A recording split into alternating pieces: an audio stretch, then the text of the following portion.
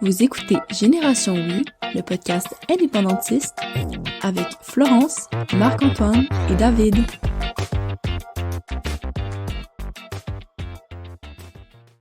Alors, bonjour à tous. Mon nom est Marc-Antoine Lemay. Je suis l'animateur de Génération Oui. Aujourd'hui, je suis accompagné de Florence Colette, ma co-animatrice pour l'épisode d'aujourd'hui. On va parler d'indépendance, on va parler de la crise d'octobre aussi. Alors, juste avant de commencer, je te laisserai la parole pour nous présenter notre partenaire publicitaire. Oui, alors nous remercions notre partenaire publicitaire qui nous permet de jaser d'indépendance. Alors, un immense merci à M. Jean-Denis Garon, député de la circonscription de Mirabel pour le Bloc québécois. Vous pouvez suivre ses activités parlementaires et extra-parlementaires via ses réseaux sociaux. D'ailleurs, on vous invite à visiter son site Internet, jdgaron.québec. Le lien, là, il sera dans la description. Alors, une fois de plus, nous remercions ce fier député indépendantiste pour tout le travail qu'il fait et pour le partenariat publicitaire. Grâce à ce soutien, nous pouvons avoir aujourd'hui une belle discussion autour de la crise d'octobre et de l'indépendance. Nous remercions également la boutique 50% plus 1 pour son soutien à notre projet. La boutique 50% plus 1, c'est une boutique indépendantiste qui vend des produits qui font la promotion de l'indépendance. Ils ont des chandails, des porte-clés, des éléments de décor, des livres et bien plus encore. Allez-y, jetez un coup d'œil, ça vaut vraiment la peine. Obtenez un rabais avec le code promo Génération Oui. Oui, puis d'ailleurs, on remercie la boutique 50% plus 1. On va y revenir à la fin, mais on remercie aussi Jean-Denis Garon, fier député indépendantiste de la circonscription de Mirabel. C'est toujours un plaisir de pouvoir compter sur les députés du Bloc québécois pour nous appuyer. Ça nous permet d'avoir des échanges sur le thème souvent de l'indépendance, puis on a parlé de la réforme du mode de scrutin. On a eu un épisode dernièrement avec Jean-Pierre Charbonneau, donc si vous ne l'avez pas écouté, vous pouvez aller l'écouter. Donc, aujourd'hui, on est avec, sans plus tarder, Olivier Leclerc. Ça va bien? Oui, ça va bien, merci. Merci d'avoir accepté notre invitation. Laisse-moi te présenter pour celles et ceux qui ne te connaissent pas. Donc, tu es né le 9 octobre 1993 à La Prairie. Tu habites désormais le Petit Laurier dans le Plateau. Oui. En 2019, tu as fondé le studio Chien d'Or qui se consacre entièrement aux jeux vidéo national québécois. En 2021, tu as reçu le prix de la relève Bernard Landry. Toujours en 2021, tu as lancé le jeu Le Murmureur. En 2022, tu as lancé le jeu La Vallée qui murmure. Puis désormais, tu travailles sur le jeu Cauchemar d'octobre. Merci d'être avec nous. Ça fait plaisir. Merci pour l'invitation. Bien, merci beaucoup. On va commencer en parler un peu de ton parcours. Comme je l'ai dit, on va parler d'indépendance, de la crise d'octobre. Mais d'abord, veux-tu nous expliquer comment tu as eu la piqûre? Parce que toi, tu fais des jeux vidéo dans la vie. Comment tu as eu la piqûre de faire des jeux vidéo? J'ai toujours aimé raconter des histoires. Depuis que je suis petit, puis au secondaire, j'écrivais beaucoup de nouvelles courtes, donc des nouvelles d'horreur. Je fais partie de la génération qui a grandi dans le jeu vidéo quand le jeu vidéo était en mutation. Voilà, pas si longtemps, le jeu vidéo, c'était un outil commercial, c'était un outil de divertissement, un produit technologique. Puis dans les 15 dernières années, le jeu vidéo a beaucoup changé parce que les méthodes de conception se sont démocratisées. Donc, les engins de jeu sont devenus disponibles à tout le monde. Et à ce moment-là, moi, j'étais un joueur assidu, j'ai toujours été. Puis je voyais que les gens prenaient le jeu vidéo indépendant pour raconter des histoires, pour raconter des expériences, d'une façon que le cinéma, la littérature, le théâtre, la bande dessinée ne pouvaient pas le faire. Donc, je me retrouve à ce moment-là, je regarde le jeu vidéo en mutation. J'étais un étudiant rendu là, j'étais un étudiant au cégep en cinéma.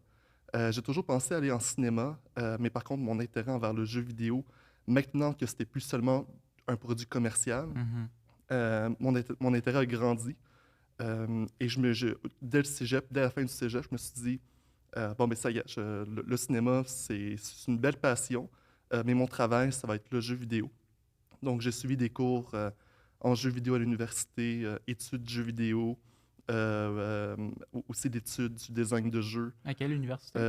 J'ai été à la fois à l'UQAM et à l'UDM. Okay. J'ai fait études de jeux vidéo, qui est l'équivalent d'études cinématographiques à l'UQAM. Okay. À l'UDM. Après ça, j'ai fait 2 années à l'UQAM en scénarisation et en création littéraire. Okay. Et j'ai terminé avec un DESS en design de jeux à l'Université de Montréal. OK, c'est cool. C'est vrai que l'industrie des jeux vidéo a beaucoup. C'est vrai que j'y avais jamais pensé, mais c'est vrai qu'au début, quand ça a commencé, c'était très commercial. Il n'y avait pas d'histoire au travers des jeux vidéo. Puis aujourd'hui, on voit qu'il y a plusieurs jeux vidéo qui racontent des histoires puis qui Oui, mais permettent d'en apprendre plus. c'est à peu près le même parcours que le cinéma a pris. Quand le cinéma est sorti, c'était avant tout un outil de divertissement. Donc, il y avait ça dans les carnavals, dans les foires, dans les cirques. Puis on disait, regardez, il y a des images qui bougent. Mhm. Donc, le monde allait voir un film pour voir des images bouger. Puis c'était ça l'intérêt. Mais là, peu à peu, on a introduit des histoires à travers des intertextes. Et là, le cinéma est rendu où est-ce qu'il est après une centaine d'années d'évolution. Mais quand on parle de cinéma, par exemple, le terme « movies », ça fait encore référence au mouvement. Mhm. Puis c'est la même chose pour cinéma. Cinéma, ça vient du latin pour mouvement aussi. Ah ouais, OK. Donc, avant tout, le cinéma, c'est des images qui bougent. Comme le jeu vidéo, avant tout, c'est des jeux sous format vidéo. Mais le jeu vidéo est rendu plus loin d'être seulement des jeux en format vidéo. C'est rendu au même stade que le cinéma était rendu, voilà, peut-être une soixantaine d'années. Puis est-ce que tu as eu comme des formations en histoire, tu sais, pour en connaître autant sur la crise d'octobre et tout? Est-ce que tu as suivi des cours ou... J'ai pas suivi de cours. Je suis quelqu'un comme... Mon appartement est rempli de livres d'histoire. La majorité des livres que je lis, c'est des livres d'histoire. J'ai eu la piqûre, voilà, environ peut-être 7 ans, 6-7 ans, où est-ce que j'ai vraiment commencé à m'intéresser à l'histoire nationale. Mais non, j'ai pas de formation. J'aurais aimé, mais en même temps, j'ai pris un autre parcours qui m'a amené dans l'histoire. Puis là, tu parles de piqûre pour l'histoire. Ça vient d'où ta piqûre pour l'histoire? La piqûre pour l'histoire, ça vient surtout du fait que j'ai déménagé à Montréal. Donc, je suis passé de la banlieue, qui est quand même un milieu assez froid, à vivre dans le quartier chinois de Montréal, où est-ce que j'habitais à côté de l'ancienne école de Papineau, où est-ce que j'habitais à côté du Vieux-Port, du Vieux-Montréal. Donc, c'est cette volonté-là de comprendre qu'est-ce qu'il y avait alentour de moi, qu'est-ce qui a formé la ville de Montréal. Puis ensuite, je l'ai grandi mon intérêt. Je suis parti de Montréal. Là, je suis parti pour le Québec en entier, puis le Canada en entier. Très intéressant. Puis est-ce que tu trouves que ça se reflète bien tes jeux vidéo, comme ton intérêt pour l'histoire? Est-ce qu'il y a comme quelqu'un qui a beaucoup d'intérêt, il veut en apprendre encore plus sur la crise? C'est l'intention. Avec La Vallée qui murmure, le contexte était très différent que mon dernier jeu qu'on va parler tantôt. La Vallée qui murmure, je m'intéressais au Québec rural à la fin du 19e siècle, puis la relation entre les Québécois et le clergé catholique. Donc, mon intérêt, c'est toujours d'intéresser assez les joueurs pour qu'ils fassent eux-mêmes leurs propres recherches par la suite. C'est pas un documentaire, c'est pas un jeu documentaire, il n'y a pas un côté éducatif, mais c'est comme un film. Je suis sûr qu'il y a beaucoup de jeunes qui ont appris beaucoup d'histoire de l'Empire romain après avoir vu le film Gladiateur de Russell Crowe. C'est la même affaire. Le but, c'est de donner la piqûre pour que les jeunes puissent eux-mêmes faire leurs recherches par la suite. Moi, ça m'arrive constamment là, que j'écoute des films, j'écoute des séries, puis après ça, dernièrement, j'ai écouté un film sur les droits civiques aux États-Unis. Je ne rentrerai pas dans les détails, mais c'est un super beau film. Puis après ça, évidemment, j'ai eu le goût d'aller faire mes recherches. Fait que c'est vrai pour les jeux vidéo aussi. Oui. Là. Tout à fait. En 2021, tu as reçu, je le disais tantôt, le prix Bernard Landry. C'est quelle importance que ça a pour toi, ce prix-là? Puis quelle importance Bernard Landry a eu pour les jeux vidéo au Québec, selon toi? C'est une bonne question. Oui, c'est une très bonne question. Pour commencer avec le prix, en fait, je vais peut-être commencer avec Bernard Landry. Bernard Landry, c'est vraiment la personne qui a eu la perspective, c'est une perspective très commerciale, mais de faire du Québec un pôle mondial du jeu vidéo. Donc, avec les crédits d'impôt, il a commencé par attirer Ubisoft, mais ensuite beaucoup d'autres éditeurs de jeux américains, français, au Québec. Puis c'est vraiment lui qu'à travers cette volonté-là de faire le Québec un pôle mondial, il a réussi à former la base d'une industrie vidéoludique actuelle. Puis maintenant, le jeu vidéo est plus seulement à Montréal, il est rendu au Saguenay, il est rendu à Québec. Donc, ça a vraiment pris de l'ampleur. Et le prix Bernard Landry, c'est un prix qui est décerné en 2021 pour un jeu vidéo. J'avais soumis le jeu La Vallée qui murmure. Puis pour moi, ça a été un honneur à cause du nom de Bernard Landry. Ben oui. Puis par la suite, après l'événement, il y avait la veuve de Bernard Landry qui est venue me parler, puis elle m'a dit, je pense pas que mon mari aurait pensé que le jeu vidéo serait rendu au point où est-ce qu'on raconte l'histoire du Québec à travers. Il serait Mais fier. je suis sûr qu'il serait content de le voir. Wow. Non. Fait que le prix, pour moi, il y avait un côté monétaire à ça, comme la majorité des prix. Mais pour moi, c'était vraiment l'honneur C'est très de symbolique. recevoir un prix qui porte le nom de Bernard Landry, puis le recevoir devant... comme cette journée-là, il y avait beaucoup de députés bloquistes à l'événement. Fait que ça a été un baptême pour moi un peu, ce prix-là. Puis est-ce que c'est comme un rêve pour toi quand tu as commencé à étudier là-dedans? Est-ce que tu disais un jour, je suis capable de réaliser comme moi-même des jeux vidéo? Oui, mais ça a toujours été un rêve de faire des jeux vidéo. À un certain moment, je me suis j'étais un peu désabusé parce que je sortais je sortais de mon... j'ai travaillé pendant 2 ans dans un studio de jeux sérieux où est-ce qu'on faisait des jeux pour des banques surtout. Pour des banques? Oui, pour des banques. ouais. C'est des jeux d'apprentissage, de formation. OK. C'est ce qu'on appelle le jeu sérieux. Et je suis sorti de là un peu découragé parce que j'avais perdu ma passion. Et pendant cette période-là que je me cherchais, je commençais à travailler sur mon portfolio, essayer de faire quelque chose de plus ludique, de plus narratif qu'un jeu pour une banque. Et je suis tombé sur l'un des discours de Pierre Falardeau. Et ce discours-là m'a donné une claque en pleine face. Puis j'y pense encore d'une façon quotidienne. Dans son discours, il disait, premièrement, que pour être militant, tu n'as pas besoin d'être à l'Assemblée nationale ou à la Chambre des communes pour être un militant. Puis il se présentait lui-même en exemple en tant que cinéaste.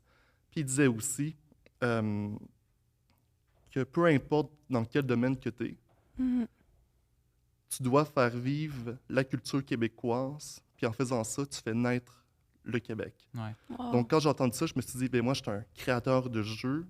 Je peux faire ce bout de chemin-là. Je peux aider à transmettre cette flamme-là qui est la culture québécoise. Donc, c'est à partir de là que j'ai changé complètement d'orientation. Quand je suis sorti de mon expérience dans jeux sérieux, c'était une start-up.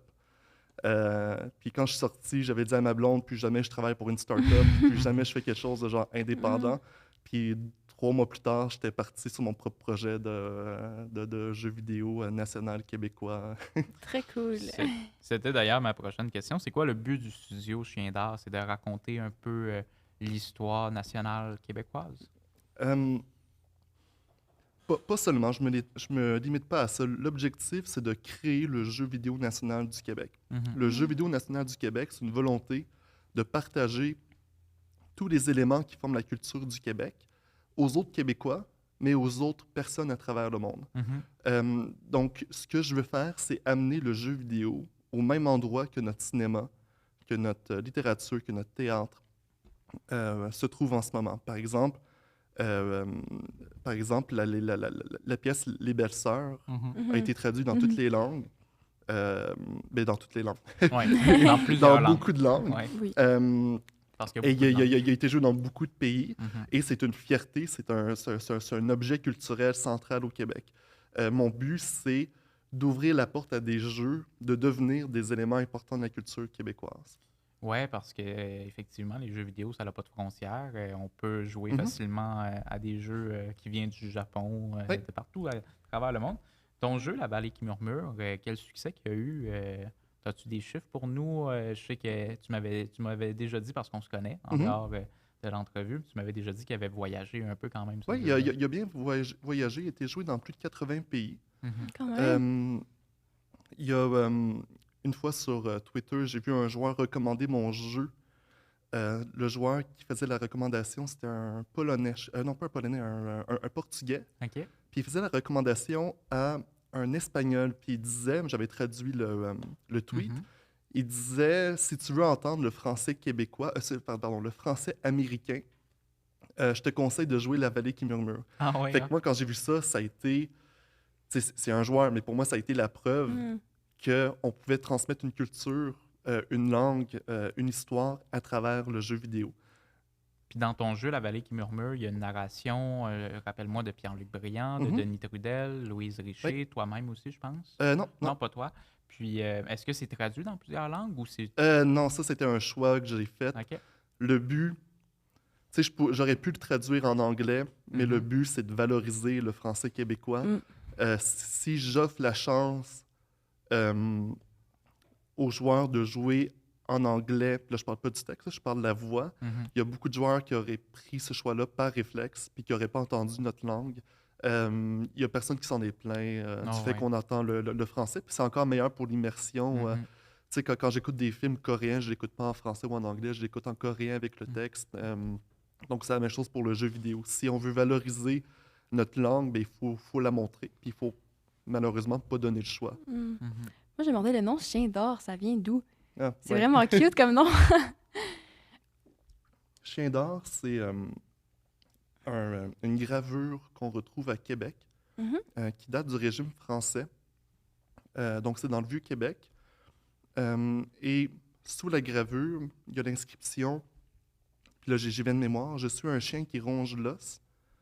Quand je ronge l'os, je prends mon repos, mais un jour venu, que je morderai celui qui m'a mordu. Moi, ce que je voulais, c'était un symbole québécois qui soit pas trop spottant, pour Mhm. utiliser le mot en anglais, qui soit pas trop évident. Je voulais quelque chose qui est cute, que les gens n'auront pas peur de porter sur un chandail. Puis il y a un petit côté politique à ça. Mhm. Au début, je voulais appeler comme le studio, les grenouilles, Ok. Frog Games. Mhm. Je voulais prendre un terme qui était utilisé pour décrire les Québécois. Puis, comme au Québec, on s'est souvent fait traiter de chien par les personnes au Mhm. pouvoir. Là, je pense à Johnny McDonald. Ouais. Puis je voyais sur les réseaux sociaux que le terme revenait. Mhm. Donc, je me suis dit, ah, ben, je prends le nom de chien d'or. C'est cute, c'est fonceur, puis ça fait référence au Québec. Ah, ben c'est intéressant. Je connaissais pas. C'est une bonne question parce que je connaissais pas l'origine du nom du studio. Puis je pensais que c'était juste cute. Mais il y a une belle symbolique, il y a une belle poésie derrière. Si on passe au prochain bloc, au bloc sur la crise d'octobre et le jeu vidéo, Mhm. comment tu es venu à t'intéresser? Parce que là, ton jeu qui va sortir dans combien de temps? Ça, c'est une question difficile à répondre, mais minimalement 2 ans. OK. Donc, dans environ 2 ans, il va porter sur la crise d'octobre. Mhm. En fait, première question, comment tu as choisi le thème de la crise d'octobre? Un peu de la même façon que j'ai choisi le thème de La vallée qui murmure. Pour La vallée qui murmure, j'ai décidé de faire un jeu sur les liens entre le clergé et les Québécois quand on était en plein débat sur la laïcité, éternel débat, et que j'entendais beaucoup l'argument comme quoi que nous autres, on a un bon vieux fond catholique. Mhm. Puis comme quoi ce bon vieux fond catholique-là, c'était quelque chose d'honorable. C'est ce que le premier ministre avait dit à l'époque. Oui, je pense que c'est lui, mais il est vraiment pas le seul. Il y a ce côté-là de nostalgique de notre fond catholique. Moi, je viens d'une famille qui a souffert des institutions catholiques. Il y a beaucoup de familles au Québec qui ont souffert de ça. Puis ça me choquait d'entendre cet argument-là. L'objectif avec La vallée qui murmure, c'était de montrer que notre fond catholique a rien de très honorable, il n'y a rien de très beau. Donc, c'était une critique un peu des arguments qu'on faisait en 2019. Pendant que je travaillais sur La vallée qui murmure, j'ai entendu autre chose d'aussi choquant. Cette fois-ci, c'était le premier ministre canadien. On était en 2020 et Justin Trudeau refusait de s'excuser auprès des victimes de la crise d'octobre. Mhm. Quand j'ai entendu ça, ça m'a choqué d'une façon équivalente que quand j'avais entendu les gens vanter notre fond catholique.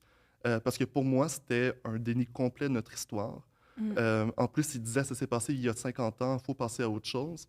Je trouvais ça choquant, puis ce qui m'avait encore plus choqué, c'était de voir les jeunes dire « Ah ben non, c'est pas grave, s'excuse pas, c'est vrai que ça fait longtemps. » Puis je me rendais compte qu'ils ne savaient pas exactement c'était quoi la crise d'octobre, puis à quel point ça avait changé le visage politique du Québec, Mhm. à quel point ça avait renforcé un rapport de dominé-dominant. Donc je me suis dit, bon, mais mon prochain projet, ça va être sur la crise d'octobre, toujours dans une perspective d'horreur. Moi, je travaille toujours avec l'horreur. Je trouve ça intéressant. L'horreur, c'est avant tout symbolique. Je pourrais faire par exemple, sais, on prend la guerre des mondes, War of the Worlds, l'adaptation qui avait eu des années 50 pour représenter l'extraterrestre, la créature de l'extraterrestre. Des années 50, ils montraient l'invasion arriver par le ciel. Parce qu'à cette époque-là, ce que les Américains avaient peur, c'était une invasion de l'URSS de type militaire organisé. Quand ils ont refait une adaptation des années 2000, cette fois-ci, les extraterrestres sortaient par le sol. Donc c'était le symbole de la peur du terrorisme post-11 septembre. L'horreur, c'est jamais juste de l'horreur. Les sorcières, c'est pas juste une madame avec un chat noir puis un balai, c'est la peur de la liberté de la femme qui sort à l'extérieur du cadre religieux puritain en Nouvelle-Angleterre. Donc moi, j'utilise la peur, plutôt l'horreur, les monstres, pour parler symboliquement de l'histoire du Québec. La vallée qui murmure, c'était le murmureur, donc ça représentait la honte qui vivait dans le cœur des habitants de mon village fictif. Puis comment cette honte-là est alimentée par le clergé. Pour Cauchemar d'octobre, je vais retravailler la crise d'octobre avec de l'horreur en travaillant les symboles. Ah, c'est très intéressant. Oui, c'est intéressant. Est-ce que, je sais, là, peut-être que je dévie un peu du sujet, mais est-ce que tu as quelqu'un, genre un auteur d'horreur ou. Tu sais, on dirait qu'au Québec, j'ai pas de nom qui me vient en tête quand je pense à horreur. Là. J'ai l'impression que c'est pas un truc tant qu'on va au cinéma non plus. Là. Peut-être que c'est moi, mais est-ce que tu as comme un auteur ou, tu sais, à part, mettons, Patrick Sénécal, genre? Ouais, au Québec. Des noms en tête? C'est un genre très anglais, l'horreur. Anglais, pas seulement d'Angleterre, mais aussi américain. Mes grands auteurs, c'est H.P. Lovecraft, qui a inventé l'horreur cosmique. Donc ça, c'est une horreur qui fait référence à l'insignifiance de l'homme dans le cosmos. Il y a aussi Edgar Allan Poe, qui est un de mes préférés aussi, puis Guy de Maupassant. Il y a des classiques, là. Oui, mais Guy de Maupassant, c'est un des rares qui écrit en français. Le reste, c'est surtout de l'anglais. Puis Cauchemar d'octobre, donc c'est un jeu vidéo. C'est quoi l'histoire? On en a parlé, c'est en lien avec la crise d'octobre. C'est quoi l'histoire puis c'est quoi l'intrigue? Donc, niveau intrigue,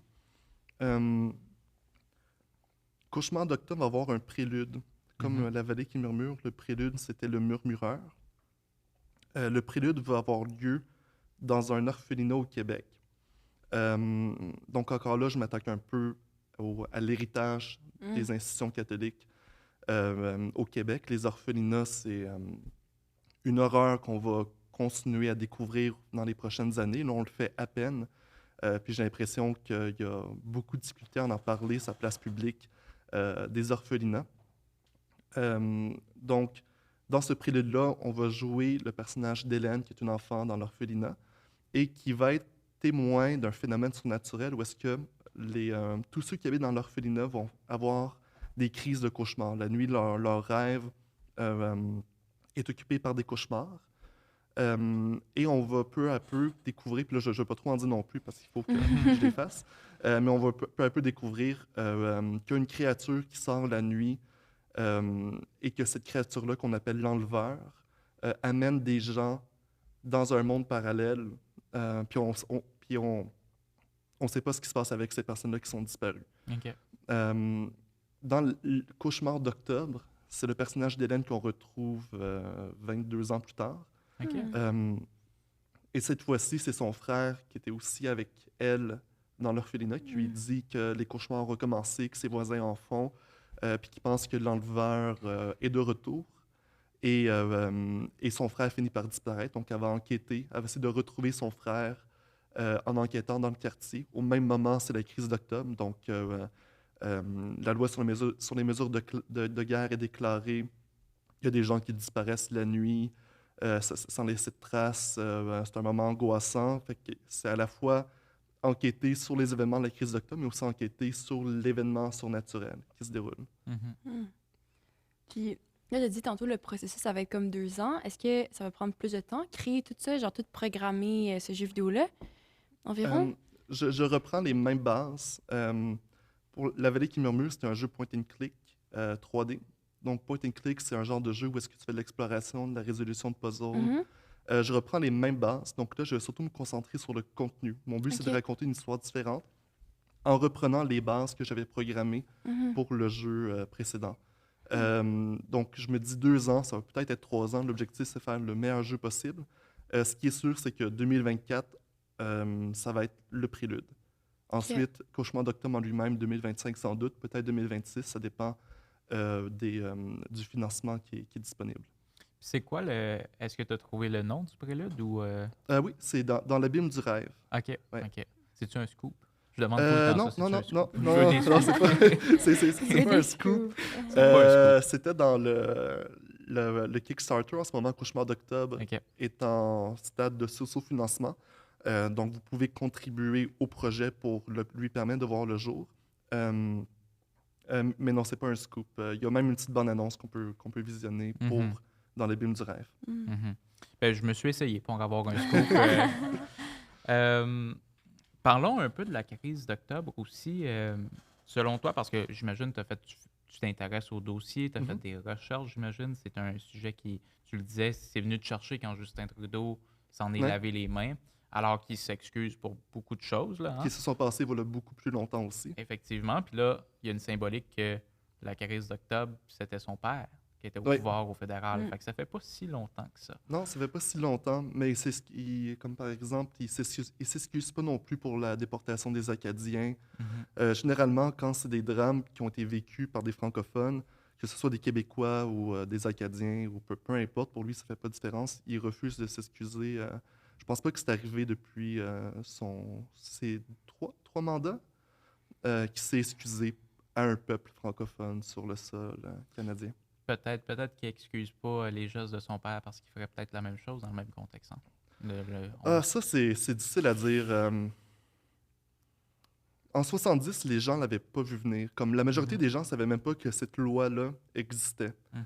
Euh, s- J'ose croire que le Canada a assez avancé pour pas reconnaître des gestes de cette nature-là, mais en même temps, 2019, il y avait les Wet'suwet'en qui bloquaient les chemins, les chemins de fer dans l'Ouest. Puis on a appris que la GRC était prête à prendre des mesures Mhm. violentes pour dégager des chemins de fer. Mm. J'essaie d'être optimiste par rapport à ça, là, mais j'espère que c'est la seule fois qu'on aura vu un événement comme la crise d'octobre au Québec. Espérons-le. Ouais. Mais là, quand on parle de la crise d'octobre, moi, je vais juste mettre comme en contexte, j'étais pas là clairement, mais si, genre, j'avais j'étais là durant la crise d'octobre, Mhm. genre dans ma chambre, ça aurait ressemblé à quoi, là, le déclenchement de l'état de Ok. guerre? Je me demande. Si tu étais là durant la crise d'octobre, puis admettons, tu ferais le même travail de journaliste indépendantiste, tu serais sans doute sur une watchlist. OK, Tu aurais sans OK. doute été arrêté. Ah ouais? Le gouvernement OK. fédéral savait qui arrêter entre la nuit du 15 et du 16 octobre. Ils ont surtout arrêté des militants, donc des militants du RIN ou du PQ. Ils ont arrêté des leaders syndicaux, ils ont arrêté des journalistes. Donc, je suis désolé, tu serais en prison Ah, bon, le ok, 16 et super. le 17 octobre. Ils ont Ok. arrêté des poètes, ils ont arrêté Gérald Godin, Mhm. ils ont arrêté Gaston Miron, ils ont arrêté Michel Chartrand, Pauline Julien. Donc, dès que tu étais quelqu'un de moyennement progressiste, nationaliste, tu étais sur une liste, puis la police, avec les soldats, venait sonner à ta porte pour t'amener en prison pour une durée de temps illimitée. Sans droit de voir un avocat. Les libertés civiles étaient suspendues à ce moment-là. C'est ça, parce que. C'est Oui, fou. vas-y. Ouais, mais je me demandais, est-ce qu'il y a eu d'autres périodes comme ça, à part, mettons, genre, Oui. Deuxième Guerre mondiale ou... Oui, il y en a eu d'autres. Il y a eu durant la crise de la conscription, OK. où est-ce que le maire de Montréal avait été mis en prison pour, Parce qu'il était contre la parce qu'il était conscription. contre la du gouvernement conscription. fédéral. Les Ouais. gens se faisaient battre en pleine rue dans les rues de Ouf. Québec parce qu'ils manquaient leurs papiers. Ils avaient oublié leurs papiers, comme quoi que pour eux, c'était pas nécessaire d'aller à la guerre pour des raisons médicales. Donc, s'ils oubliaient leurs papiers, ils se faisaient battre en pleine rue. C'est aussi arrivé durant les Patriotes. Donc, on arrêtait des gens d'une façon aléatoire, qu'on avait des soupçons qui étaient des sympathisants patriotes. Encore pire, si les soldats britanniques avaient une preuve qu'une personne avait abrité les Patriotes, ils brûlaient la maison en plein hiver, puis ils déshabillaient les gens, puis ils disaient au village, si on pogne un d'entre vous, aidez ces gens-là, on va faire la même chose pour vous. Donc, en comparaison, la crise d'octobre, ça s'est quand même bien passé. Il n'y a pas eu de maison incendiée, mais ça reste des événements de répression politique. Puis moi, je m'intéresse à comment la peur a été utilisée comme outil de répression durant la crise d'octobre. C'est tellement important. Puis au début de ta réponse à la précédente question, quand tu disais qu'elle aurait été en prison, moi aussi probablement, là, ça m'a donné des prisons, puis j'en suis conscient. Là, j'en suis tout à fait conscient. Puis ça fait des années que j'en suis conscient qu'avec tout le travail militant que je fais, j'aurais été au moins sur la liste de surveillance, disons. Puis c'est fou de savoir que, tu sais, c'est cette nuit-là qui ont arrêté 500 personnes, 497 personnes. Pas une seule nuit. La première année, je pense, c'est environ 200 arrestations.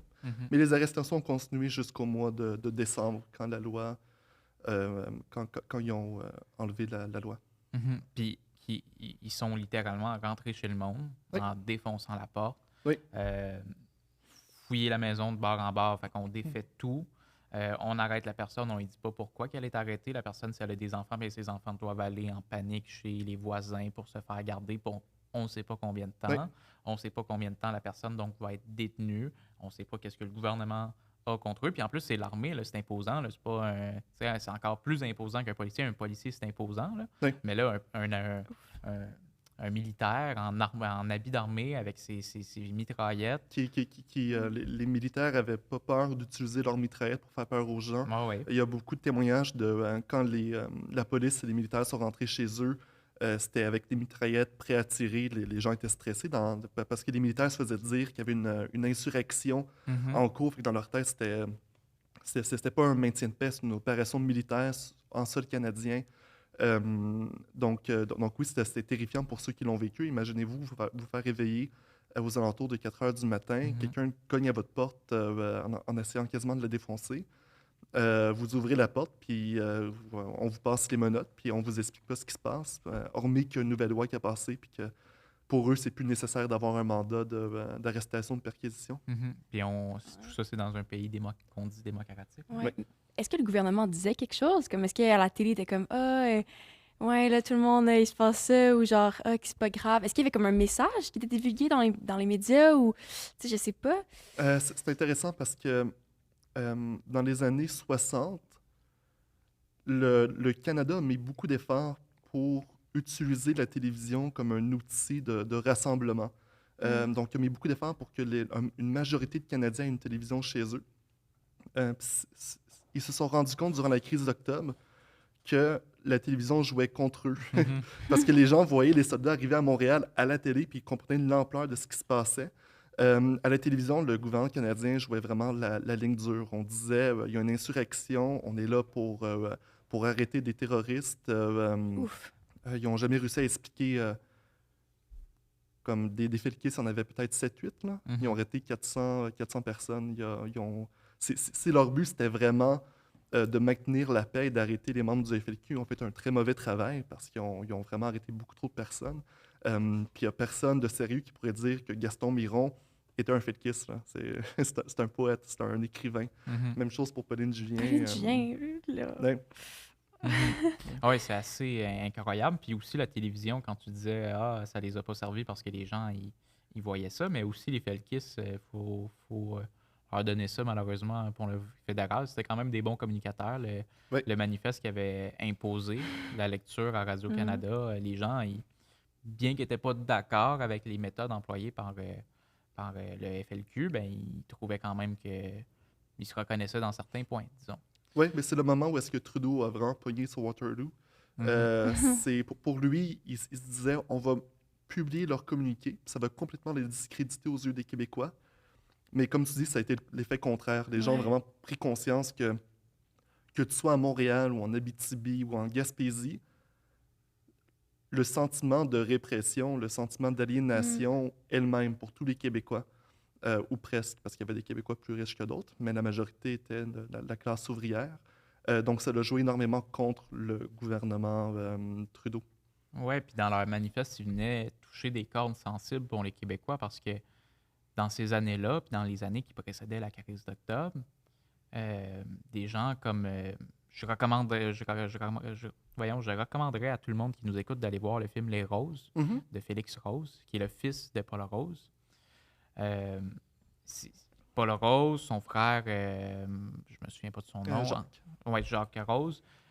Puis la plupart des Felkis venaient de milieux, j'allais dire modestes, mais c'est même pas le mot. Là. C'est très pauvre, là. C'était de la Oui, pauvreté. il venait de Ville-Jean-Cartier, Mhm. proche de Longueuil, où est-ce qu'il n'y avait pas d'eau courante. Les maisons étaient faites en planches de bois, sans aucune forme d'isolation.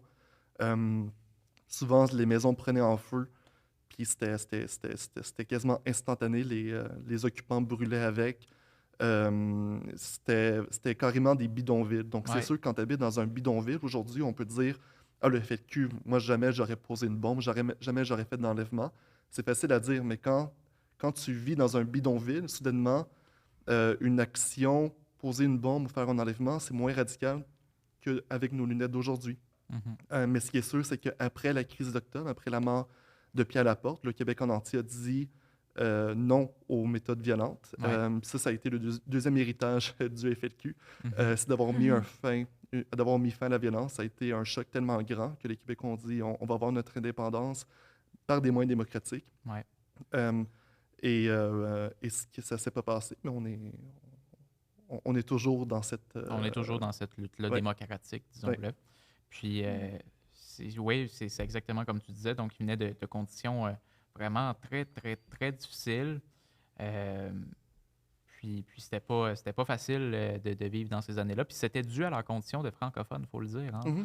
Les études de Statistique Canada, là, c'est pas une affaire de péquistes, là, les études de Statistique Canada là, démontraient que quand tu étais francophone unilingue, tu avais moins de chances d'accéder à un poste de direction. Tes revenus étaient beaucoup plus faibles. Mhm.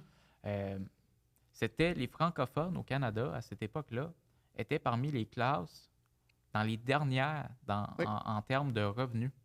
C'est-à-dire qu'en termes de langue, là, c'était vraiment parmi, je pense que c'était l'avant-dernière ou pas loin de ça au niveau des revenus.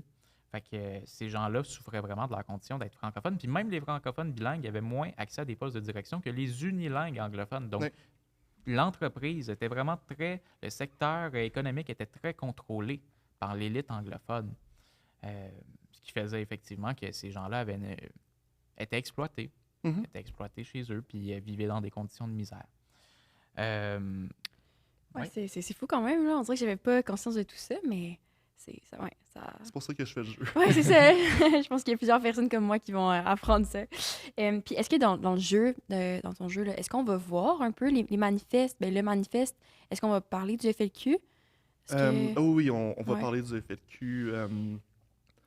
Mon but, comme c'est pas un jeu sur le FLQ, c'est pas un jeu sur la police, c'est un jeu sur le Québécois moyen qui a vécu la peur pendant quasiment 2 mois environ. Donc, je m'intéresse à l'être humain, comment l'être humain a vécu cette crise-là. Mais c'est sûr que je vais parler du FLQ, c'est sûr que je vais parler du gouvernement Lévesque, du gouvernement Bourassa, de René Lévesque, qui jouait le rôle d'intermédiaire du mieux qu'il pouvait, du gouvernement Trudeau. Oui, puis parlons-en de René Lévesque, qu'on salue, qui est derrière nous. Tantôt, on parlait justement du FLQ, du PQ, des gens qui étaient près du PQ qui se sont fait arrêter. Nous, on n'est pas des felkistes, on se serait fait arrêter. Et pourtant, les plus grands critiques des méthodes du FLQ, c'était notamment des péquistes et René Lévesque. René Lévesque, il y avait une chronique dans le Journal de Montréal, puis ça la donne que récemment, je lisais les chroniques de René Lévesque. OK. Il y a plusieurs chroniques dans le livre que je lisais parce que c'est une recension de ses meilleures chroniques qui avait été publiée à l'époque dans le Journal de Montréal. Il était très, très, très critique du FLQ. Et quand il y a eu les enlèvements, il consacrait ses chroniques aux enlèvements et il disait aux ravisseurs, donc aux felkistes, arrêtez, ce n'est pas vous desservez la cause que vous prétendez défendre. Il était très critique et aussi, parallèlement, René Lévesque faisait de la pression. Parce que Pierre Laporte, c'était son ami. Hein, René Lévesque était issu du Parti libéral. Il faisait de la pression auprès de Robert Bourassa. Là, ça suffit. Là, il faut négocier. Là, on ne peut pas prendre le risque de perdre la vie de Pierre Laporte parce que, premièrement, c'est une vie humaine, mais aussi toute la symbolique que ça l'enverra à l'international. Donc, ce n'est pas ça, le Québec. Fait que René Lévesque, qui était donc un péquiste, qui était très critique des méthodes employées par le FLQ. Oui, et même par la suite, les felkistes ont été comme ils ont dénoncé la violence dans les années qui ont suivi. Je pense que c'est Cossette Trudel qui, dernièrement, qui en parlait comme ça l'a pas. Ils ont eu leur raison de le faire, mais ce qu'il disait, c'est que si aujourd'hui ça se reproduisait, qu'on a des méthodes démocratiques d'arriver à l'indépendance, ils seraient eux-mêmes contre une action armée au Québec. Donc, comme je dis, la crise d'octobre, ça a vraiment évacué la violence à des fins politiques au Québec. Oui, puis juste avant la crise d'octobre, donc 170, juste avant, il y avait eu une élection aussi quelques mois avant. C'est-tu 170? Je pense que oui. Oui. Il y avait eu une élection provinciale, donc une élection québécoise. Je n'aime pas le mot provincial, je m'excuse. Puis le Parti québécois avait remporté une bonne part du suffrage universel, 25%, puis 7 députés. 8 ou 7 députés. L'élection d'après, en 73, 30%. Ils perdent un député. Fait qu'il y avait aussi une colère envers le système qui disait, ben ces gens-là, les felkistes, se disaient, ben on n'arrivera jamais à passer par les voies démocratiques. Oh, heureusement, aujourd'hui, on a vu l'élection de 76, puis on sait que c'est possible que le Parti québécois ou tout autre parti souverainiste prenne le pouvoir et mène à un processus référendaire ou pose des gestes pour l'indépendance, peu importe. Bref, ces gens-là avaient quand même peu espoir dans le système parce qu'ils voyaient clairement que le système avait des distorsions importantes, puis c'était encore plus vrai aux élections avant avec la RIN puis la RN. Mais il y avait aussi l'administration, là j'ai un gros blanc de mémoire, l'un des grands maires de Montréal, Drapeau, l'administration Drapeau, réprimait violemment les manifestations à ce moment-là. Je pensais même qu'il était interdit durant un certain moment.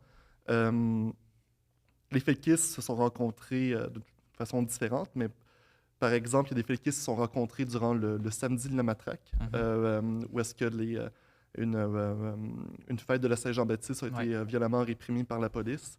Donc, il y a des felkistes qui se sont rencontrés dans le truck de la police en arrière. Il y a d'autres felkistes qui se sont rencontrés en Gaspésie dans la maison du pêcheur, où est-ce que c'était juste des jeunes qui voulaient jaser d'avenir et de politique. Et la municipalité les a violemment réprimés avec des boyaux d'arrosage de pompiers.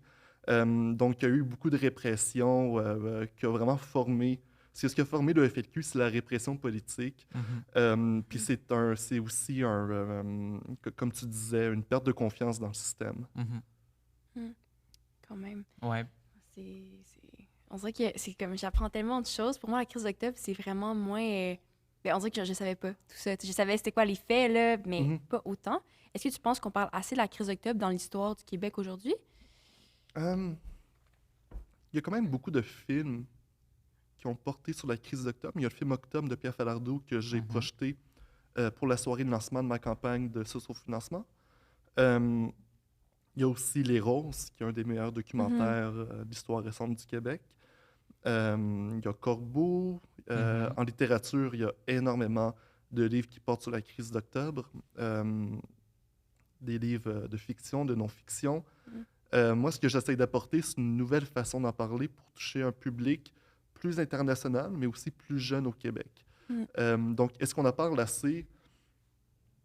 Je pense que non, parce que les gens qui ne savent pas c'est quoi sont quand même nombreux, puis c'est pas juste les jeunes. Je parle beaucoup des jeunes parce que je fais des jeux vidéo, mais les personnes plus âgées aussi, qui étaient pas, qui avaient seulement quelques années au moment de la crise, ne savent pas exactement c'est quoi qui s'est passé. Ils savent qu'il y a eu des soldats, mais ils ne savent pas qu'il y a eu autant d'arrestations, puis que les arrestations, c'était des gens pacifistes, des militants. C'était autant politique, c'était des arrestations politiques. Oui, c'était des arrestations en but politique. Absolument. Puis c'est intéressant parce que le gouvernement fédéral avait très peur à ce moment-là. Tu parlais de la peur qu'ils voulaient faire subir aux Québécois, mais il y avait très peur, eux autres aussi, parce que aujourd'hui, ils se défendent en disant oui, on a suspendu les libertés civiles parce que c'était nécessaire. Il y avait, eux, ils se défendent en disant, en prétextant qu'il y avait des sources qui leur informaient qu'il y avait des felkistes qui avaient des terres, qui avaient une ferme, puis qui se préparaient pour une insurrection, comme tu le disais, qui s'entraînaient. Il y avait même peur à ce moment-là qu'ils pensaient qu'il y avait un gouvernement provisoire qui était en train de se former avec René Lévesque à sa tête, avec des gens comme Claude Ryan, qui a été chef du Parti libéral du Québec après. Là. Le fédéral pensait qu'un homme comme Claude Ryan allait être dans le gouvernement provisoire du FLQ. C'est la paranoïa et la peur étaient très présentes si on croit ce qu'ils disent. Oui, mais c'est une paranoïa. On ne peut pas seulement mettre ça sur le dos de Trudeau. Il y a Marc Lalonde, qui était son bras droit, qui a vraiment nourri la paranoïa. Est-ce que lui-même était paranoïaque ou je ne veux pas non plus rentrer dans les théories du complot, mais c'est sûr qu'il y avait beaucoup de paranoïa dans le parti de Trudeau et que ça venait pas seulement de Trudeau. Ah oui, il y avait toute une paranoïa dans le gouvernement fédéral. C'est quoi, selon toi, les impacts de la crise d'octobre aujourd'hui? Ça a vraiment renforcé le rapport dominé-dominant pour les générations qui ont suivi. Je pense que c'était l'intention de montrer, comme ils ont fait en 1918 ou en 1837-38, c'était qui le boss à la maison. Par contre, après la répression des Patriotes, après la répression de la crise de la conscription, cette fois-ci, les Québécois ne se sont pas écrasés. Au contraire, ils se sont organisés pour plus jamais ça se répète. Je pense que ce qu'on a vu en 76, en 80, même en 95, c'est une conséquence directe de la répression de 70 par le Canada. C'était une volonté de... Il y a beaucoup de gens qui ont pris conscience que non seulement ils n'étaient pas chez eux, mais en plus que les propriétaires canadiens étaient prêts à faire des actes violents pour s'assurer que le Québec ne se sépare jamais. Donc, ça a eu sans doute un effet déclencheur chez beaucoup de Québécois. Oui. Puis, est-ce que tu penses qu'aujourd'hui, la peur fait encore... est-ce que les Québécois ont encore peur des conséquences de la crise d'octobre puis de ce qui s'est passé? Je pense pas que les... Je ne suis pas un militant chez Québec solidaire ou au Parti québécois. Moi, j'ai pas peur d'être ouvertement indépendantiste. Comme je disais tantôt, je suis assez confiant que le Canada ne va pas prendre les mêmes moyens, donc des moyens violents, pour s'assurer que le Québec ne se sépare pas. Ils ne l'ont pas fait en 1995. Ils ont pris d'autres moyens.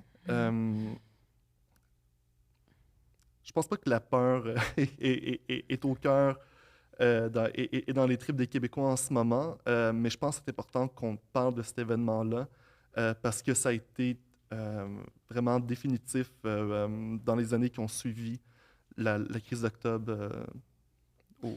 Moi, je suis d'accord avec toi que c'est peut-être pas dans les tripes constamment. Je pense que les gens sont à l'aise de voter pour le Parti québécois. On l'a vu à travers les années pour voter pour d'autres partis souverainistes. Ils sont quand même à l'aise de s'afficher. Aujourd'hui, c'est beaucoup plus facile de s'afficher péquiste ou souverainiste plutôt que libéral. Mais ça reste que je pense qu'il y a quand même des Québécois qui ont peur des conséquences de l'indépendance en raison de ce que le fédéral pourrait faire. Moi, je l'entendais, puis je l'entends. De façon non violente, ça oui. Ben, même de manière violente, je l'entends souvent des gens, des Québécois, des Québécoises qui, quand j'aborde la question de l'indépendance, qui me disent, on va se faire envahir par le fédéral.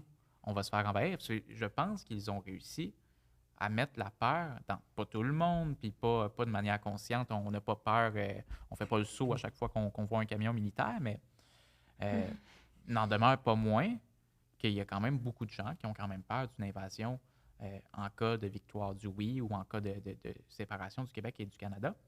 Puis le fédéral, même, au-delà de la crise d'octobre, avait un plan d'invasion. Oui. Ça, je le dois, puis je vais les saluer. Si vous utilisez Reddit, je vous conseille d'aller sur le subreddit Notre Québec, qui est un subreddit indépendantiste. Puis c'est grâce à eux récemment que j'ai pris connaissance de l'opération Knit Pitch, donc qui était un plan d'invasion militaire en cas d'indépendance du Québec. Oui, absolument. Puis même, j'ai lu récemment que, par rapport à cette opération-là, ça s'est su parce qu'il y avait un Québécois dans l'armée haut gradé qui a combattu un peu le fédéral puis qui a fait des démarches pour les contrecarrer puis que le fédéral s'est retrouvé un peu piégé. Là. je le résume très sommairement. Allez vraiment lire là-dessus, ça en vaut la peine. Il y a des vidéos aussi sur YouTube. Fait que oui, je pense qu'il y a quand même des gens qui ont peur d'une invasion du fédéral. Je pense que, comme tu l'as dit si bien, ils voulaient montrer c'était qui le boss. Oui. Pareil comme en 1837-1838, ils frappaient plus fort pour montrer c'est moi le boss. C'est vraiment un rapport de pouvoir et de domination.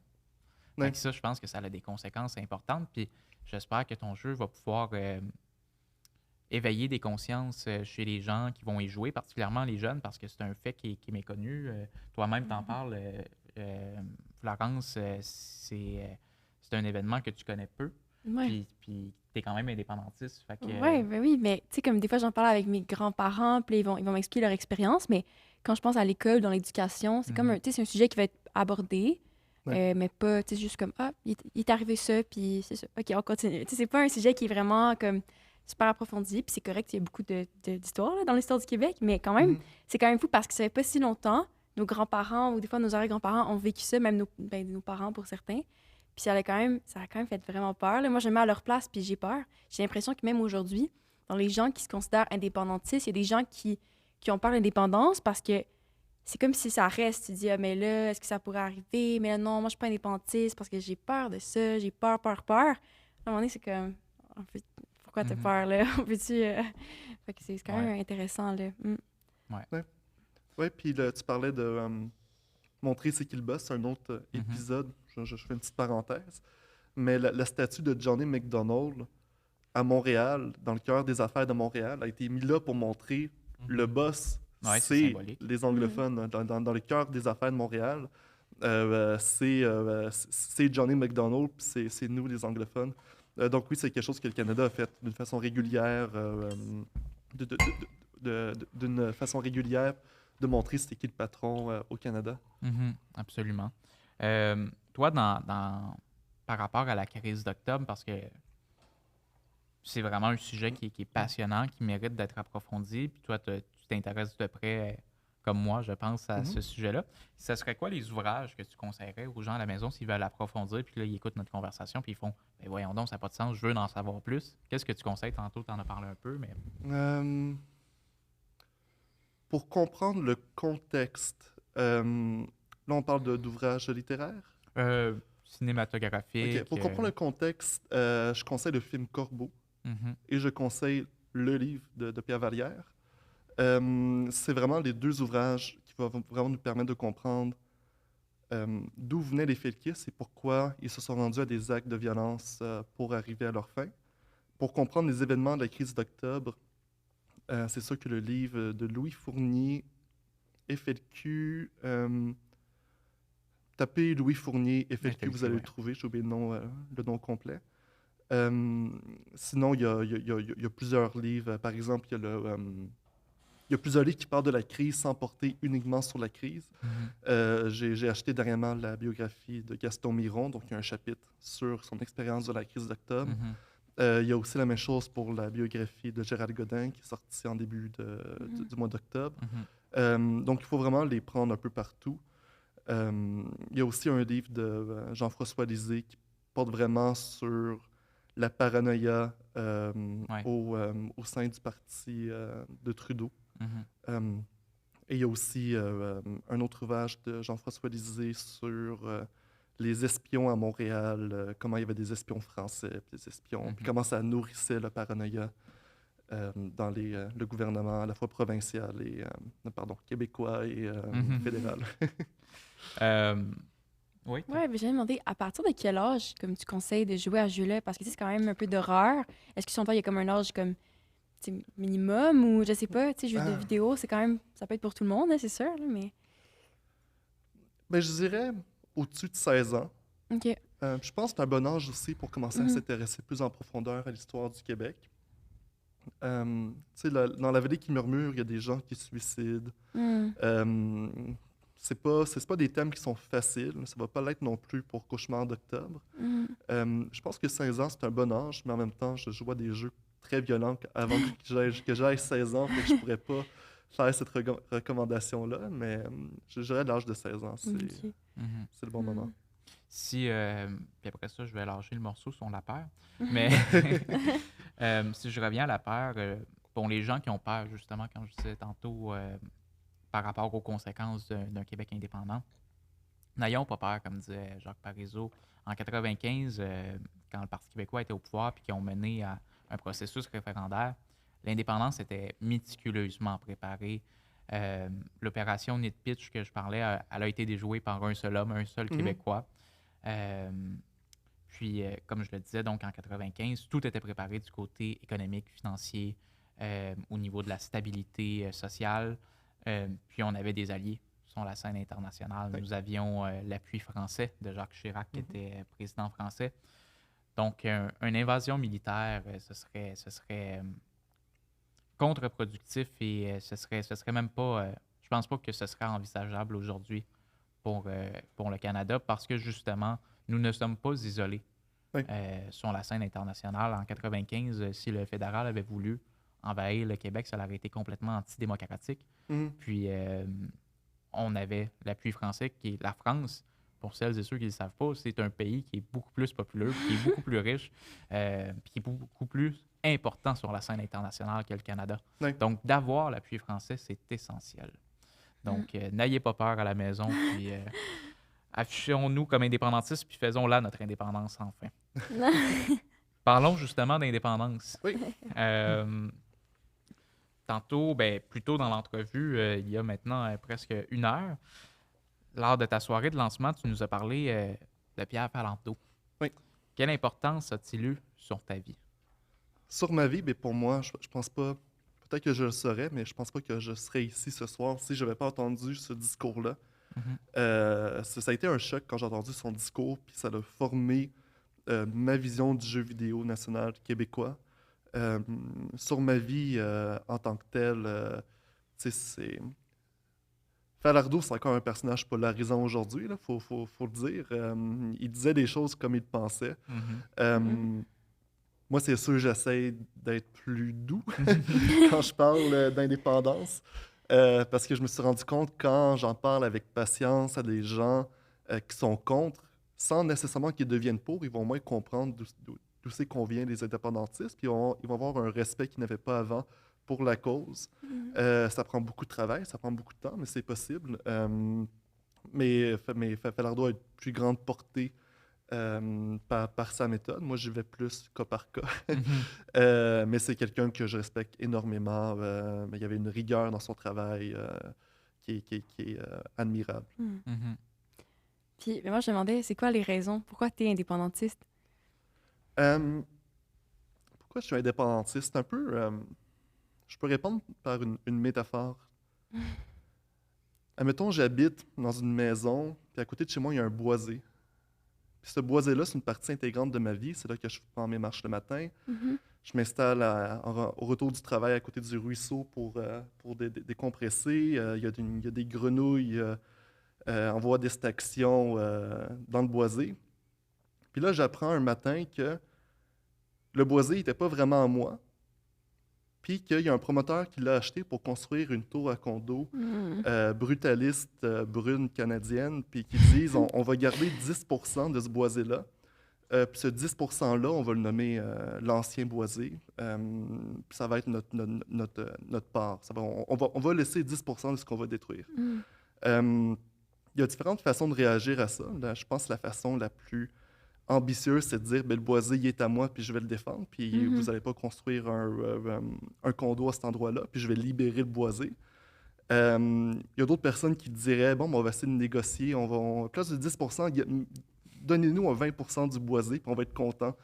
Puis il y a d'autres personnes qui vont dire même pas besoin de 10%, rasez-moi ça, c'est vous autres, c'est votre terrain. Moi, je suis indépendantiste parce que j'aime le Québec. Puis quand tu aimes quelque chose, tu veux le défendre à tout prix. Quand j'étais plus jeune, je me disais le Canada, c'est pas si pire que ça. On est capable de faire avancer le Québec à l'intérieur du Canada. Puis quand je me suis intéressé à l'histoire, je me suis rendu compte que tous les scénarios que je m'imaginais ont déjà été essayés par d'autres. Donc, par exemple, de faire rentrer le Québec dans la Constitution avec les pleins contrôles sur sa culture, son immigration. Ça a déjà été essayé, ça a échoué.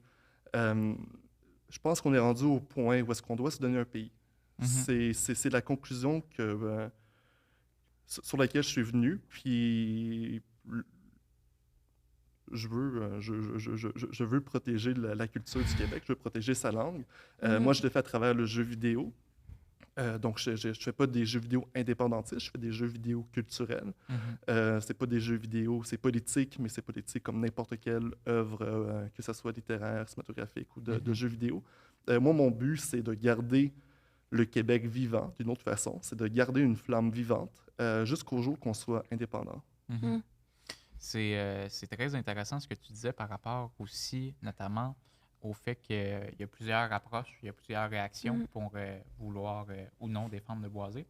Puis, si on veut justement défendre le Québec, ben, tu t'as nommé qu'il y avait deux options. Soit qu'on veut faire du Québec un pays pour prendre toutes nos décisions par nous-mêmes, pour nous-mêmes, sans aucune violence et amertume contre les autres. C'est juste pour nous-mêmes. Moi, je prends les décisions en ce qui me concerne, puis après ça, on peut parler d'égal à égal. Mais c'est surtout pas contre le Canada. Moi, le Canada, je trouve que c'est un super beau pays, autant en termes démocratiques, en termes de paysage. J'y vais constamment en Ontario. Je suis toujours content quand je suis au Canada, mais je me sens pas chez moi. C'est pas. Il y a un mur culturel entre moi et les Canadiens, entre nous et les Canadiens. Et pour moi, le fait d'être à la maison, c'est important. Comme en ce moment, je suis locataire, j'ai un appartement. Je suis chez moi, mais je ne suis pas réellement chez moi. C'est pas, ça ne m'appartient pas. Si je veux changer de la couleur des murs, il faut que je demande la permission. C'est un peu la même chose qu'on parle d'avoir un pays. Là, je suis rendu dans une autre métaphore, là, mais c'est correct, on aime quand, ça. quand on veut un pays, c'est le fait d'être entièrement maître chez nous.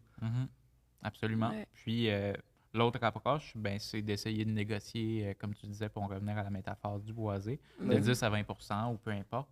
De négocier, on veut un droit de veto sur les décisions du fédéral, on veut, bon, on n'est même plus rendu là dans les demandes du gouvernement de la CAQ, mais ce qui est important de savoir, puis tu disais, ça a déjà été essayé, puis si ça fonctionnait, on le saurait.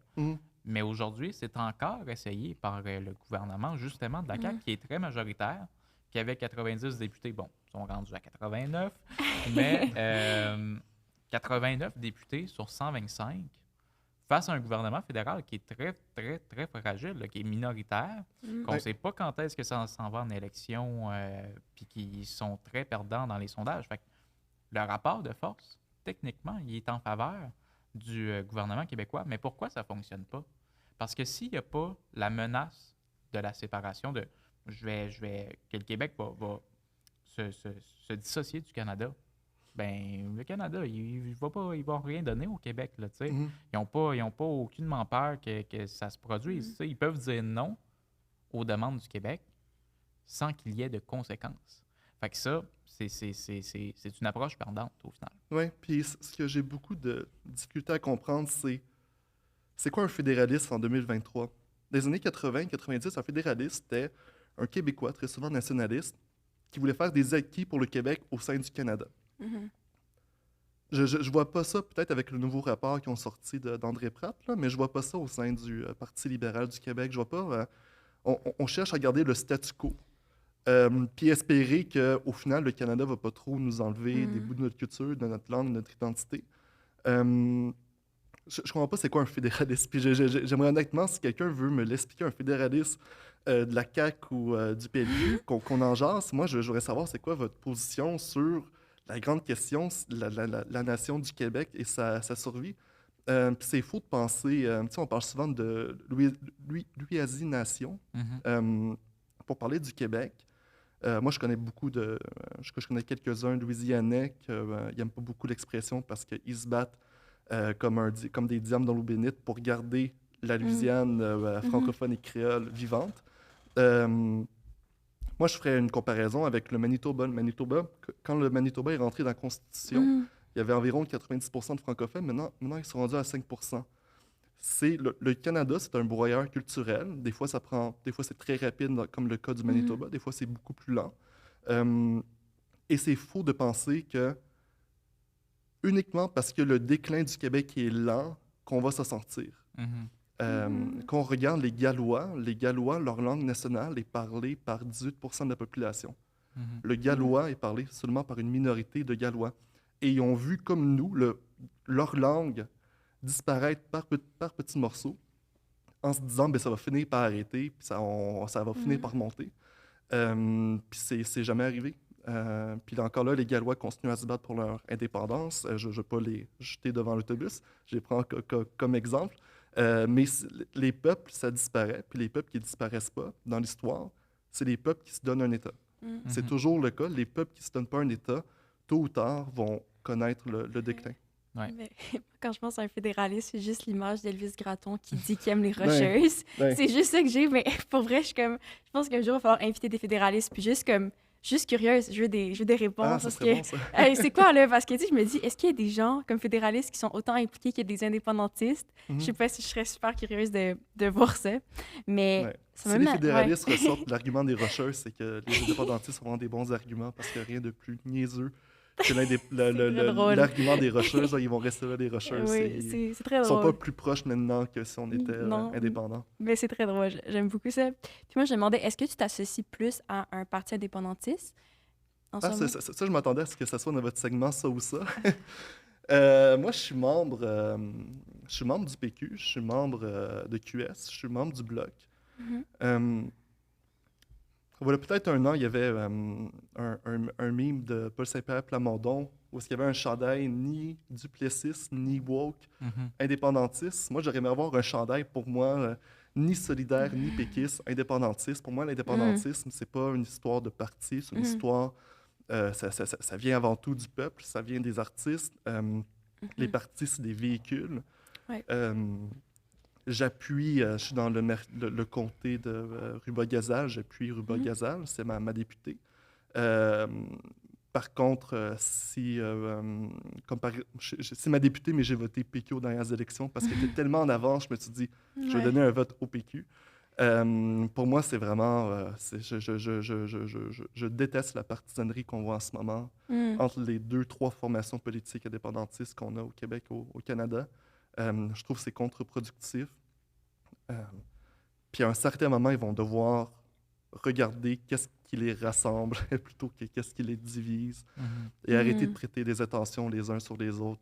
Pour moi, en tant qu'indépendantiste, ça me désole, puis ça me donne pas le goût de m'impliquer plus que je le fais en ce moment. Puis si je me fais l'avocat du diable, je le dis dans chaque épisode, j'aime faire l'avocat du diable, alors je vais le faire. Parce qu'on reçoit beaucoup de commentaires, des fois, de péquistes. C'est pas tous les péquistes qui pensent comme ça. Je pense que c'est une minorité de péquistes qui pensent que Québec solidaire, c'est pas des indépendantistes. Qu'est-ce que tu as à répondre à ça? Est-ce que je réponds alors qu'il y a quand même 2 membres de Québec solidaire. C'est moi qui n'est pas membre de Québec solidaire autour de la table, mais il y a 2 membres de Québec solidaire autour de la table qui sont indépendantistes. Donc, qu'est-ce que tu aurais à répondre à ça? Mais Québec solidaire est indépendantiste. Québec solidaire a beaucoup de travail à faire auprès de ses membres et de son électorat pour convaincre une grande majorité des bienfaits de l'indépendance. J'ai l'impression qu'il y a beaucoup de gens chez Québec solidaire qui appuient le parti pour d'autres raisons que l'indépendance. Mais je pense que l'avantage que Québec solidaire a, c'est de pouvoir convaincre des personnes qui ne sont pas farouchement contre, sinon ils ne seraient pas dans le parti, mais qui ne sont pas encore convaincus. Fait que moi, je vois ça comme une opportunité pour eux de faire augmenter le nombre d'appuis à l'indépendance.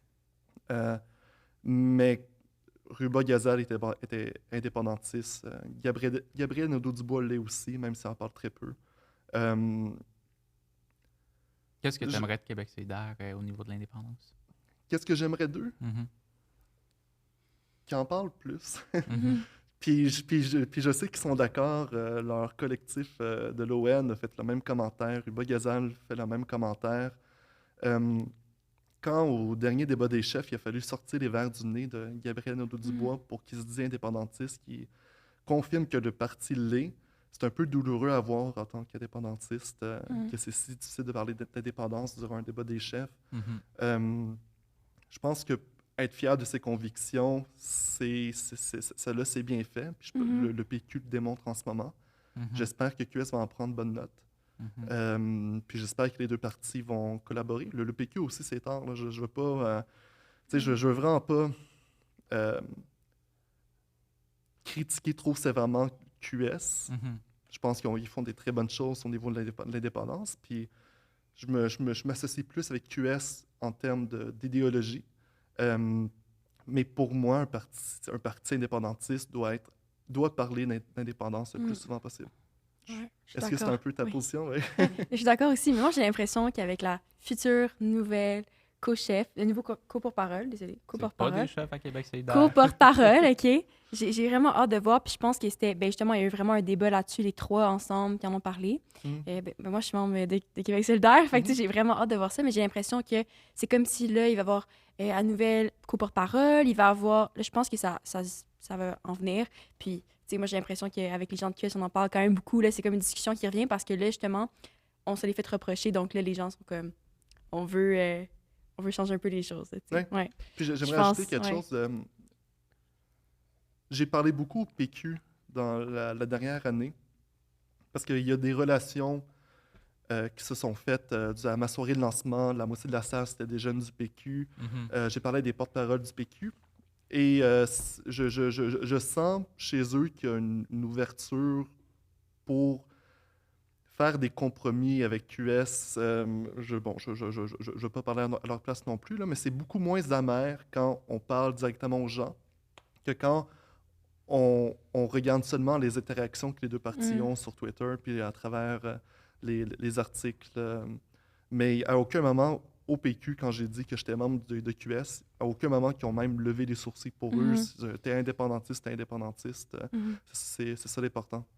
Ouais. Fait que toi, tu crois que les indépendantistes devraient travailler ensemble? Travailler ensemble, oui. Une coalition, je sais pas, une alliance, je sais pas, mais travailler ensemble pour l'indépendance, oui. Oui, puis ils le font déjà, en fait, en ce moment, Oui. pas sur l'indépendance, malheureusement, mais sur la réforme du mode de scrutin. Ouais, Ils étaient ensemble. Gabriel Nadeau-Dubois, Pascal Bérubé étaient ensemble aux côtés de Jean-Pierre Charbonneau, de même Martine Ouellette était là. Oui. Puis la société civile était là, les Oui Québec étaient là, Camille Goyette-Gingras, Alex Valiquette était là. Puis ils collaborent comme ça sur plusieurs dossiers. Puis c'est ça. Même au niveau du Front commun, les deux appuient le Front commun, appuient les revendications syndicales. Fait que toi, tu penses vraiment que sur le dossier de l'indépendance, ils devraient travailler ensemble.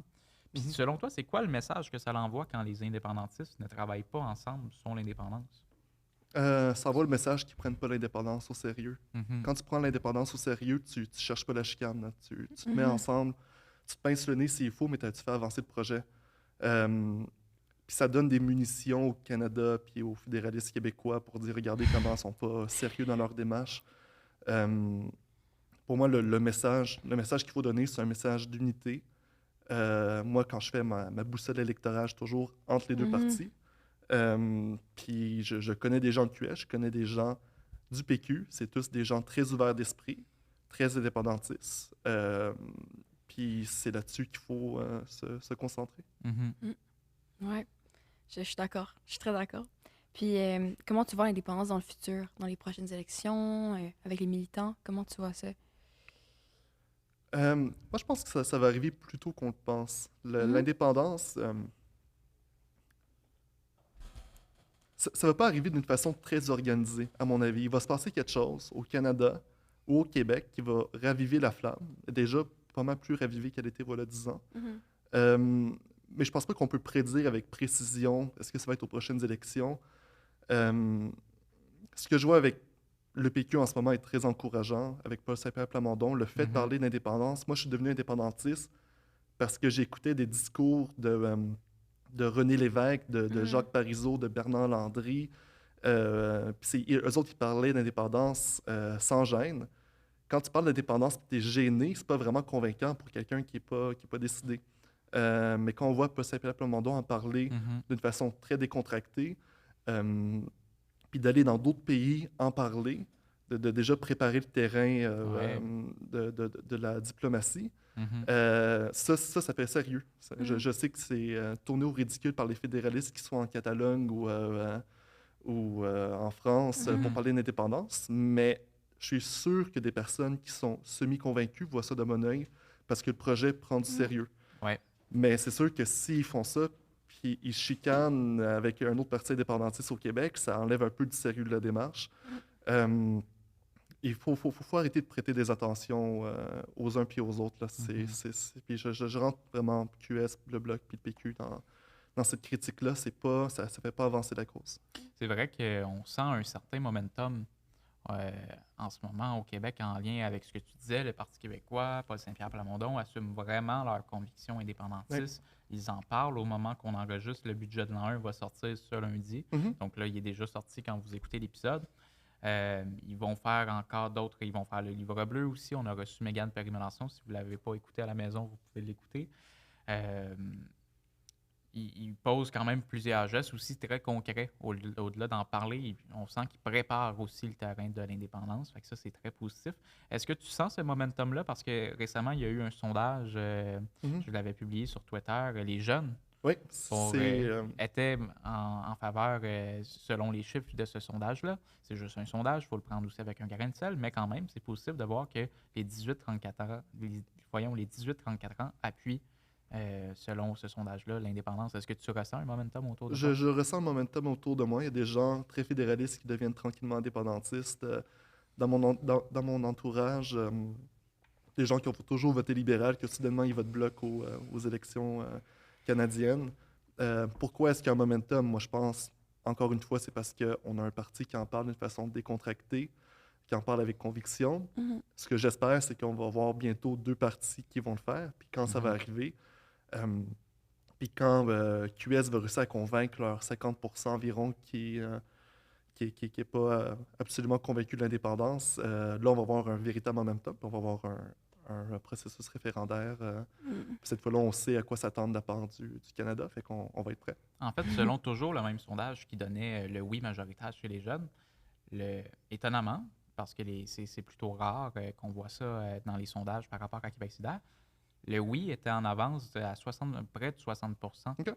Ouais, fait que, mais si je me fais l'avocat du diable, encore une fois, tantôt tu disais par rapport à Québec solidaire. Je vais faire l'avocat du diable par rapport à Québec solidaire.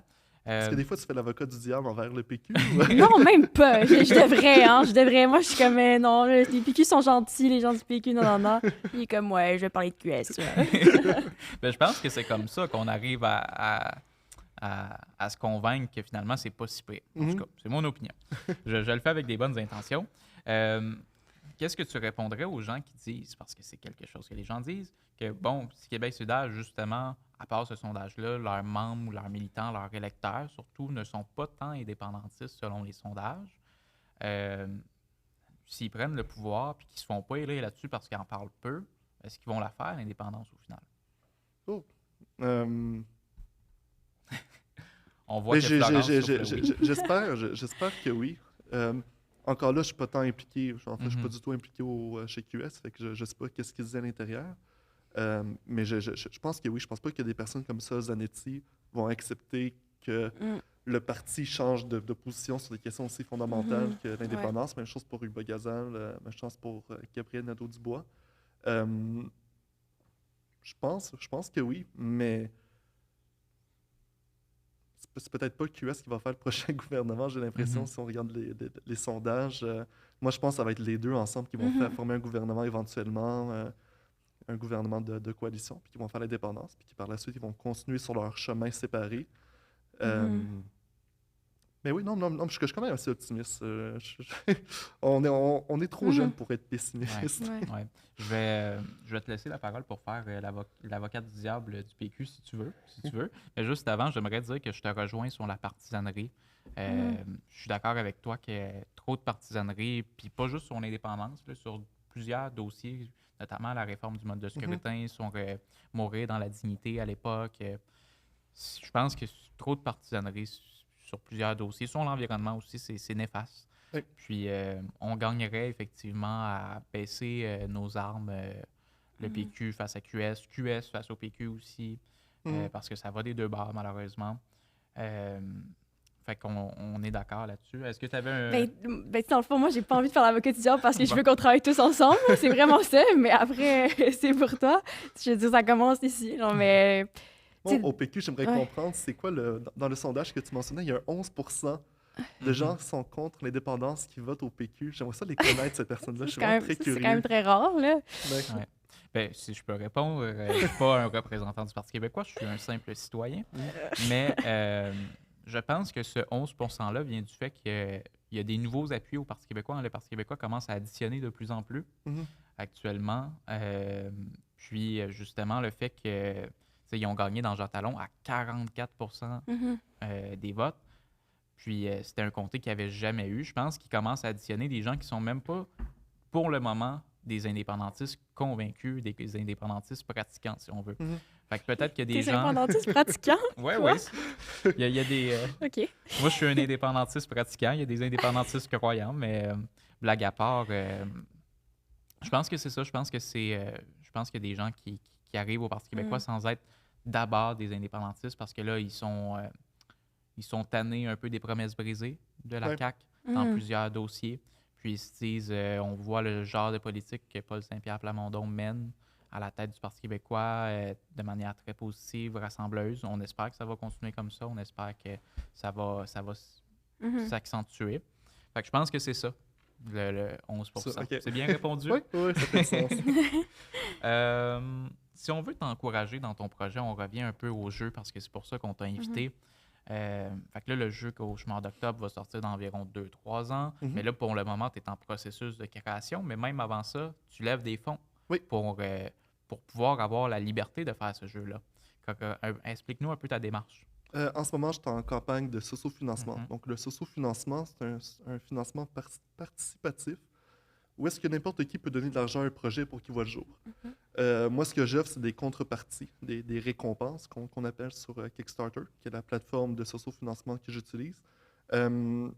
Donc, ce que vous pouvez faire, si vous voulez jouer au jeu, si vous voulez jouer à un jeu sur la crise d'octobre, vous pouvez l'acheter maintenant, puis le recevoir une fois qu'il va être prêt. Puis le fait que vous l'achetez maintenant, ça va me permettre d'avoir les sous pour le faire. Il y a aussi des contreparties plus amusantes. Par exemple, on peut dans le quartier, il y a des rues. Tu peux nommer une des rues. Tu peux aussi mettre ton nom sur une pierre tombale dans le cimetière de l'église. Tu peux nommer des animaux. Tu peux nommer un chat, un chien. Tu peux nommer... il y a des objets qui sont à vendre dans le quartier. Il y a... Par exemple, il y a une Westphalia, tu peux mettre ton nom dessus. Une bicyclette, tu peux mettre ton nom dessus. Il y a même la voiture d'Elvis Gratton, le char qui parle. Est-ce que tu peux mettre, mettre ton nom sur le char qui parle.